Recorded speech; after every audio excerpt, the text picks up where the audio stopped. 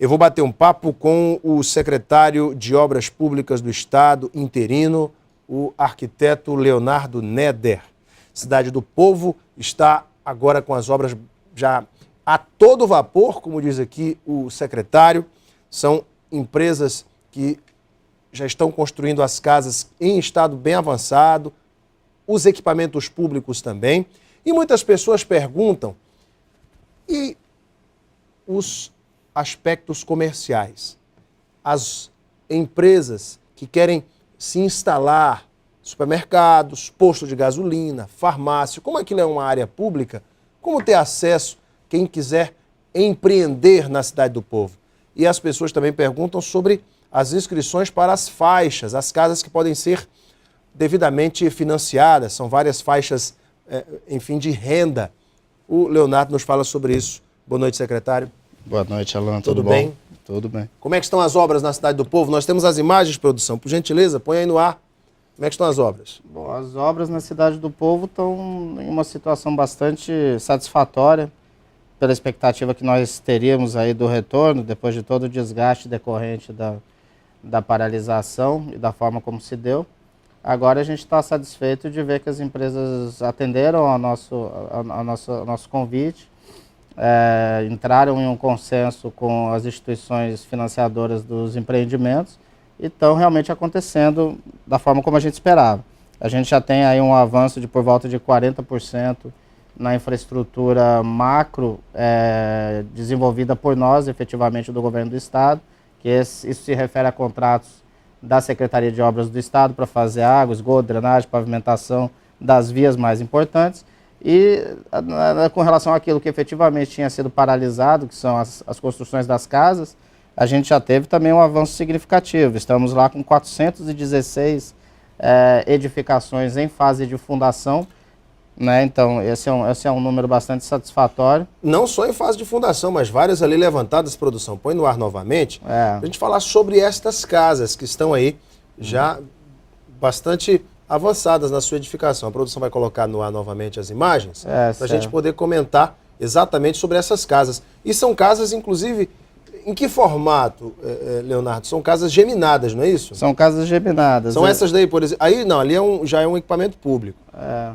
Vamos ver as casas. Essa daí é a unidade executora do governo do Estado, onde vai funcionar o escritório avançado do governo do Estado permanentemente lá, com toda a atividade aí estão as casas. Social. Aí são as casas e elas têm vários tipos de... Tem uma variada tipologia, né? Cada empresa adota um padrão próprio, e isso a gente até incentiva, porque dá uma dinâmica natural, uma pluralidade. Não fica tudo igual, né? Dá uma pluralidade estética para a cidade, né? Fica mais próxima de uma cidade natural.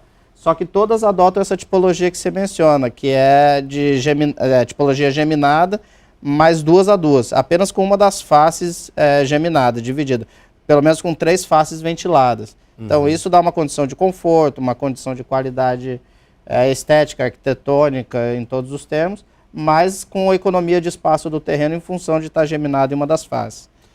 Essas casas são as primeiras a serem entregues agora em dezembro. Exato, é isso, secretário? exato. O governador tem aquela intenção de entregar 3.000 casas ainda em dezembro. É possível entregar essas casas?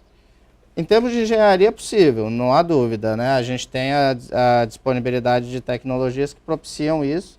Vai depender da capacidade de resposta de cada construtora. Nós temos 9 construtoras atuando diretamente na construção das casas, mas a possibilidade de engenharia existe. A determinação do governador permanece, a gente quer sempre trabalhar com essas metas que o governador determina, então permanecemos com essa programação. Agora, qualquer necessidade de revisão dessa programação será tratada com ele e posteriormente colocada a público. Hoje permanece. Permanece. Quantos trabalhadores estão hoje exatamente na Cidade do Povo? Pois é, você lembra que da última vez que a gente esteve aqui, a gente fez um pré-dimensionamento de que na fase inicial ela tivesse por volta de 1.000 trabalhadores atuando, para que na fase de pico a gente pudesse estar atingindo até de 7, 8 a 10 mil trabalhadores. Ocorre que nessa fase agora, em função de que houve a paralisação, as empresas tiveram que então fazer uma desmobilização, ocorreu até retorno de alguns trabalhadores aos seus locais de origem, outras cidades, outros estados. e ao mesmo tempo a gente tem a previsão do primeiro pagamento das instituições financeiras está ocorrendo amanhã para a primeira das empresas. Isso é uma grande notícia. Isso é uma grande notícia. Quando sai o primeiro pagamento, isso gera um clima de otimismo no setor. Exatamente. Porque aquele clima de insegurança gerado com o embargo, quando as empresas sabem que, e os próprios trabalhadores, olha, já está saindo o primeiro pagamento, então quer dizer que as instituições financeiras que vão exatamente fazer o pagamento já tem toda a segurança jurídica para tal. Então Isso gera um clima de otimismo. Exatamente. A gente tem mantido aqui, junto à imprensa, especificamente aqui com você, um ritmo de tratativa quase que paralela ao que a gente tem desenvolvido na prática. Então aqui o que eu estou te trazendo é uma informação até informal, a gente coletou antes de vir, de que a previsão da primeira empresa está recebendo amanhã. Isso tem realmente uma probabilidade grande de acontecer. Uma vez acontecendo, deve ser dinamizado sobremaneira o ritmo de execução das obras. Porque a gente tem algumas empresas que ainda estão reticentes de entrar com um ritmo absoluto, porque sabe que vão depender do pagamento e de um prazo de execução que após ele vai ter que ocorrer o primeiro pagamento para dar continuidade. Mas respondendo a sua pergunta, a gente tem hoje por volta de 500 trabalhadores atuando lá. Né? Aí tivemos de 5 a 6 milhões investidos pelas empresas na construção das casas até o presente momento. E assim, a expectativa é de que agora, com a efetivação desses primeiros pagamentos pelas instituições financeiras, a gente rapidamente atinja o contingente de contratações inicialmente dimensionado. Quantas instituições públicas, os equipamentos públicos já estão em construção? A gente tem uma unidade executora em construção efetivamente, que é aquela que apareceu na imagem. A gente tem 18 equipamentos em vias de construção, todos ainda, uma grande parte deles ainda em licitação. A primeira licitação, a primeira obra a ser contratada será a UPA, a Unidade de Pronto Atendimento, um hospital de médio porte, que deve ter a contratação efetivada na semana que vem. E aí então a gente terá o início da obra da UPA na semana que vem. Rede de água e de esgoto. Rede de água e de esgoto a gente deve estar ali, se a gente for fazer uma média, por volta de 80% de rede de água e de esgoto nos empreendimentos institucionais, né? Nessa rede macro que é de responsabilidade do governo do estado. Nos empreendimentos internos das empresas, aí eles estão atuando predominantemente nessa fase, realmente com movimento de terra, terraplanagem e com a construção das unidades habitacionais. Não estão ainda enfocando a execução das redes. Nós falávamos aqui, inclusive no preâmbulo, sobre a entrada dos empreendedores. Como é uma área pública, aquele que tem o sonho de ter um comércio naquela área que vai ficar bastante valorizada, uma farmácia, um posto de gasolina, um posto de lavagem de veículo, uma padaria. Como será a concessão desses equipamentos também, que são os equipamentos comerciais? Esse é um tema indispensável para a cidade do Povo, porque a gente não tem como ter garantia de qualidade urbanística, de qualidade social, se não tiver a presença da iniciativa privada tão fortemente quanto o poder público, né? Então, novamente, numa ação bastante colaborativa aqui com vocês do programa, a gente está trazendo informações do andamento em tempo real. A gente está, nesse momento, com uma tratativa interinstitucional entre CEOP, CEDICT, gabinete do vice-governador César, do governador do estado e com as instituições, com as instituições representativas do comércio e dos serviços, desenvolvendo uma metodologia de acesso. Porque a gente tem disponível na Cidade do Povo 95 áreas comerciais de pequeno porte, que vão de 175 a 250 metros quadrados, e 256 de médio porte, que vão aí até 450 metros quadrados.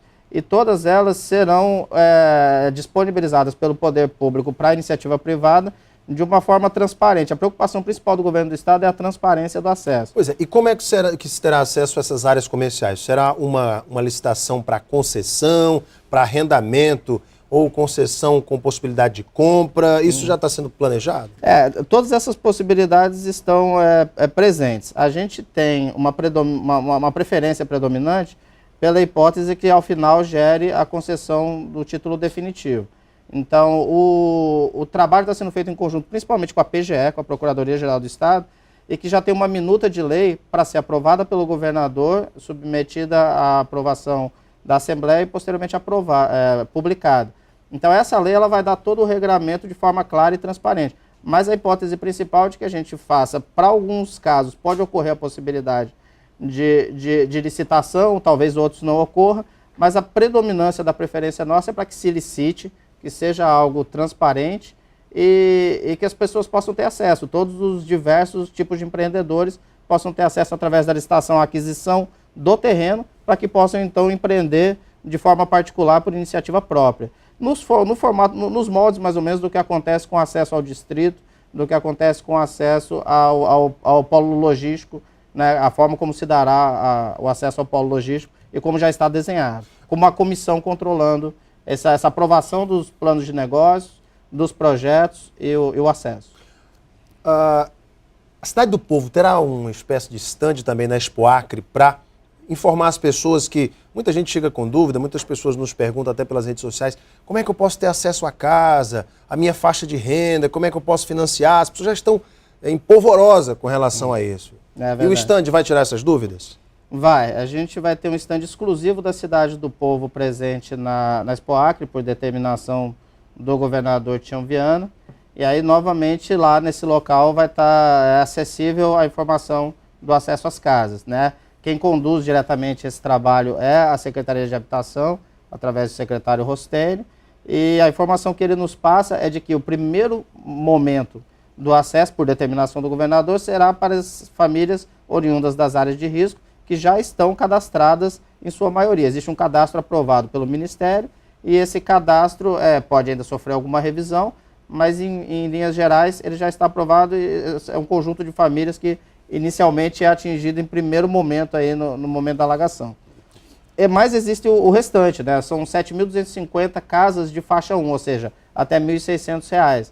E dessas 7.250, apenas 3.300 se referem às famílias de área de risco. O restante é Minha Casa Minha Vida tradicional. Para o que existe hoje disponível um cadastro já feito, né, na SEAB, vigente, válido, né? E existe também a probabilidade de realização de outra complementação, de uma revalidação desse cadastro e de uma complementação. Todas as possibilidades ainda estão em fase de estudo pela SEAB e pelo governador. Essa definição não ocorreu, mas ocorrerá ao longo desse ano, até porque o acesso a essas casas se refere à ocupação da segunda etapa da Cidade do Povo, que será construída no ano de 2014, será concluída no exercício do ano de 2014. E, portanto, essa definição está programada mesmo para acontecer esse ano, para que possa subsidiar o acesso em 2014. As casas previstas para entrega esse ano são realmente referentes a famílias oriundas do cadastro decorrente da alagação de 2012. Gente, eu conversei aqui com o secretário interino de Obras Públicas do Estado, o arquiteto Leonardo Neder. Leonardo, muito obrigado pela tua vinda, viu? Alan, muito obrigado. Quero agradecer aqui o programa, agradecer ao governo do Estado, fazer um registro especial ao empenho desempenhado inicialmente em todo o processo pelo secretário Volvenar Camargo Filho, pessoa que realmente idealizou esse projeto e que se empenhou muito para chegar na fase em que está. Então, agradeço, obrigado. Obrigado mais uma vez. Daqui a pouquinho nós voltamos para a sequência do Gazeta Entrevista. Até já.